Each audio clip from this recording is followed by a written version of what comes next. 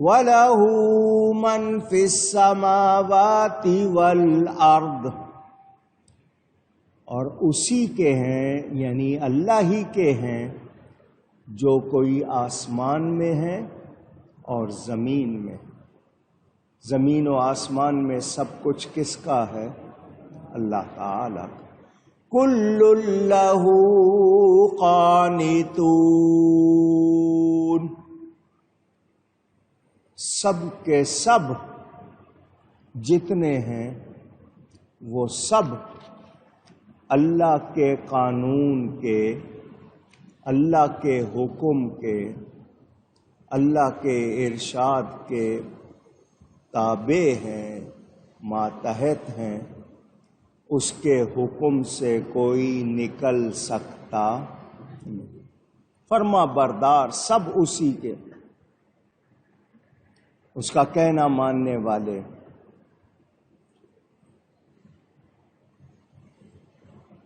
طاعت الارادہ اور طاعت العبادہ، اللہ کا ارادہ جیسا ہوگا سب اس کو مانیں گے، موت کا ہو، حیات کا ہو، صحت کا ہو، سب کے سب اللہ کے حکم کے تابع ہیں، کوئی اس کے حکم سے نکل سکتا نہیں۔ کوئی چاہے کہ موت سے بھاگ جائے، فرار ہو جائے تو ایسا ہو سکتا نہیں۔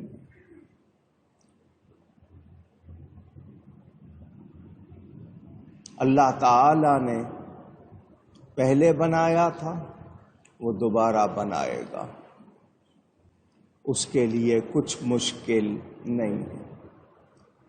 اب جو فرما برداری کرتے ہیں دنیا میں رہ کر بھی، آئے اللہ کی مرضی سے ہیں، جائیں گے بھی اللہ ہی کی مرضی سے، مگر دنیا میں جو 4 دن گزارتے ہیں اس میں لوگ اپنی منمانی کرتے ہیں، تو واضح رہے جو یہاں رہ کر اللہ کا حکم مانتے ہیں، اللہ کی فرما برداری کا مطلب کہنا ماننا،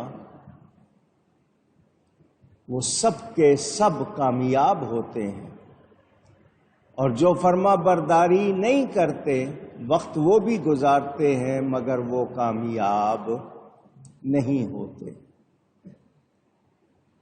ہمیں اختیار دیا گیا، ہمیں رہنمائی، ہمارا انتظام کیا گیا، خیر و شر کی تمیز کے لیے عقل دی گئی، ہمیں بتایا گیا۔ سمجھدار وہ ہیں جو اس کے کہنے کے مطابق کرتے ہیں اور خود کو کامیاب بنا لیتے ہیں۔ واضح رہے کہ زمین و آسمان میں جو کچھ ہے سب اللہ ہی کا ہے، ہم کسی چیز کے ذاتی طور پر خود سے مالک، لیکن مالک کا لفظ بولتے ہیں،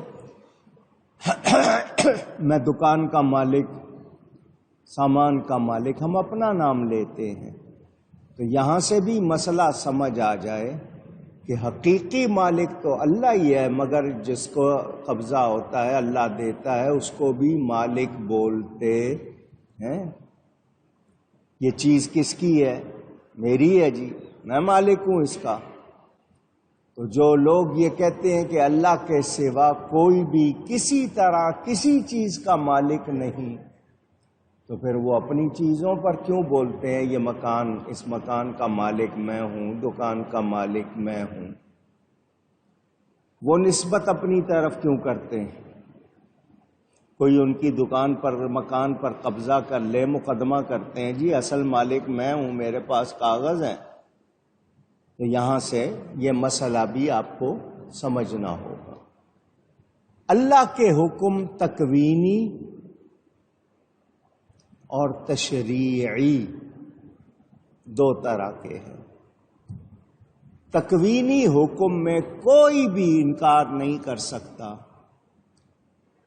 تشریعی حکم میں بعض لوگ نافرمانی کرتے، جیسے آپ کے سامنے دنیا میں غیر مسلم کتنے ہیں تکوینی اور تشریعی دونوں آپ کو سمجھا چکا۔ تکوینی کا مطلب عالم امر اور عالم خلق۔ عالم امر، اللہ فرماتا ہے کسی چیز کے لیے کن ہو جا، فیکون، وہ چیز ہو جاتی ہے، اس کو تکوینی حکم کہتے ہیں۔ عالم خلق، اللہ اسباب کے ساتھ بناتا ہے، جیسے زمین و آسمان کو 6 دن میں بنایا، ہمیں مٹی سے بنایا۔ اللہ کے وہ حکم جو شریعت میں بیان ہوئے ہیں ان کی نافرمانی لوگ کرتے ہیں، مگر تکوینی حکم جو ہوگا اس سے کوئی بھی بھاگ سکتا نہیں۔ اللہ فرمائے گا نکلو، سب نکلیں گے، جو مانتے ہیں نہیں مانتے ہیں، اس کا حکم سب کو ماننا ہوگا۔ مرنے میں، جینے میں، صحت میں، بیماری میں، خوبصورتی وغیرہ میں ہم کو کوئی اختیار نہیں ہے، جیسا اللہ نے بنایا ویسے ہم اللہ کے فرمان کے تابع، اس کے حکم کے تحت ہیں، جس کو جیسا چاہا اس نے بنایا۔ نماز ہے، روزہ ہے، یہ جو شریعت کے احکام، اس میں ہمیں اختیار دیا گیا ہے۔ کوئی پڑھتا ہے، کوئی نہیں پڑھتا، مگر جن چیزوں میں اختیار نہیں ہے وہاں ہم کچھ کر سکتے نہیں۔ انسان موت سے بچ سکتا نہیں۔ آپ کہیں گے مر تو سکتا ہے، تو وہ مرنے کا طریقہ اختیار کر سکتا ہے، خود کو مار نہیں سکتا۔ مثلا ایک شخص زہر کھا لے تو اس نے مرنے کا ارادہ کیا، مرنے کا طریقہ اختیار کیا، مگر موت اللہ چاہے گا تو آئے گی، اللہ نہیں چاہے گا تو نہیں آئے۔ کتنے لوگ ہیں بلڈنگوں سے گر جاتے ہیں، دھماکوں میں ہوتے ہیں مگر بچ جاتے ہیں، تو موت دینے والا کون ہے؟ اللہ۔ وہاں ہمارا اختیار نہیں ہے۔ زندگی، موت میں نے آپ کو بتایا، لیکن احکام ہیں عبادت کے دوسرے، اس میں لوگ نہیں کرتے، نافرمانی کرتے ہیں، اس میں بندے کو اختیار ہے، کوئی پڑھتا ہے، کوئی نہیں۔ حضرت اسرافیل علیہ السلام کے سور پھونکنے پر، پہلی مرتبہ جب سور پھونکیں گے، وہ چنگھاڑ ہوگی یا آواز ہوگی یا پھونک ہوگی، سب کے سب فنا ہو جائیں گے، کوئی چیز نہیں رہے گی۔ دوسری بار وہ سور پھونکیں گے تو سب دوبارہ جیسے پیدا ہو جاتے ہیں زندہ ہو جائیں گے۔ یہ نہیں کہ بڑا آدمی ہے تو بچے کی طرح پیدا ہوگا، جس حال پر تھا اسی حال پر وہ دوبارہ آ جائے گا۔